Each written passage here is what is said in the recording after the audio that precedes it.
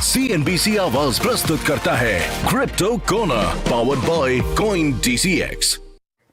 Crypto corner में आज बात करेंगे यूएस की बहुत बड़ी पहल की, जहां पर हमने जेनेरिक लिस्टिंग स्टैंडर्ड्स को मिलती हुई मंजूरी देखी है।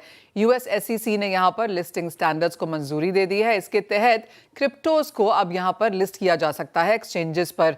स्पॉट कमोडिटीज बेस्ड जो एक्सचेंज ट्रेडेड प्रोडक्ट्स हैं, उनकी लिस्टिंग भी यहां पर संभव है और डिजिटल एसेट्स तक पहुंच को यहां पर बढ़ावा देने का लक्ष्य भी है। आने वाले समय में यहां पर परेशानियां दूर करना इसका मकसद है। पहले ही SEC ने यहां पर ETF फाइलिंग को मंजूरी दे दी थी। केस टू केस आधार पर ETF फाइलिंग्स को यहां पर मंजूरी दी जाती थी, लेकिन अब यहां पर नए ETF स्टैंडर्डाइज पोजीशन के तौर पर कमोडिटीज के जैसे ही यहां पर ETFs बनते हुए नजर आएंगे। ऐसे तो काफी सारे हंड्रेड्स ऑफ ETFs हैं जो यहां पर लॉन्च होना चाहते हैं इन सेंस ऑफ क्रिप्टोज, लेकिन जो टॉप है जिन्होंने ऑलरेडी यहां पर एप्लीकेशन फाइलिंग की हुई है वो है सोलाना, XRP और मीम कॉइन, डॉज कॉइन भी। यूएस ने पहले यहां पर स्ट्रॉन्ग लीड बनाई है स्टेबल कॉइन कानून जुलाई में 2025 में जो उन्होंने क्रॉस किया था जीनियस एक्ट के तहत।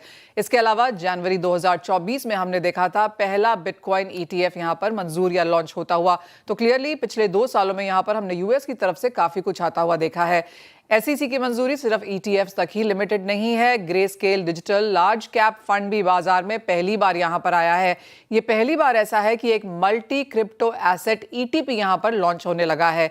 इसके द्वारा हम 5 क्रिप्टोज को एक्सपोजर बनता हुआ यहां पर देख सकते हैं और GDLC का exposure basically bitcoin, Ethereum, XRP, Solana और कार्डाना में होगा। तो क्लियरली अगर आप ये एक क्रिप्टोज नहीं लेना चाहते हैं तो आप इस मल्टी फंड में यहां पर निवेश कर सकते हैं और यूएस मार्केट्स के लिए काफी राइप समय है ये चीज करने का।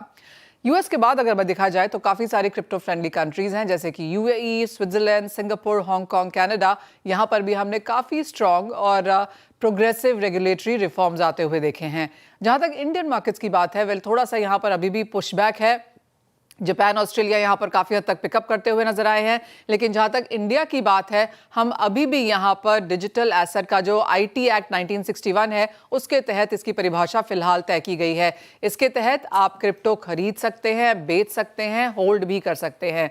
FIU IND पंजीकृत जो अप्रूव्ड इंटरनेशनल एक्सचेंजेस या इंडियन एक्सचेंजेस है, इनके ऊपर आप ट्रेडिंग भी कर सकते हैं और साथ ही साथ यहां पर डिजिटल एसेट के रूप में क्रिप्टो में निवेश करना भी अलाउड है। ऑफकोर्स इसके तहत यहां पर टैक्सेस भी हैं, 30% टैक्स जो आपको यहां पर देना होता है। तो इंडियन मार्केट्स में as of now trading, holding and purchasing allowed है, लेकिन इसके आगे की फ्रेमवर्क, चाहे वो स्टेबल कॉइन्स हैं, क्रिप्टोज हैं, डिजिटल एसेट कंपनीज हैं, वो एक रेगुलेटरी फ्रेमवर्क का अभी भी इंतजार है। CNBC आवाज प्रस्तुत करता है crypto corner powered by coin DCX।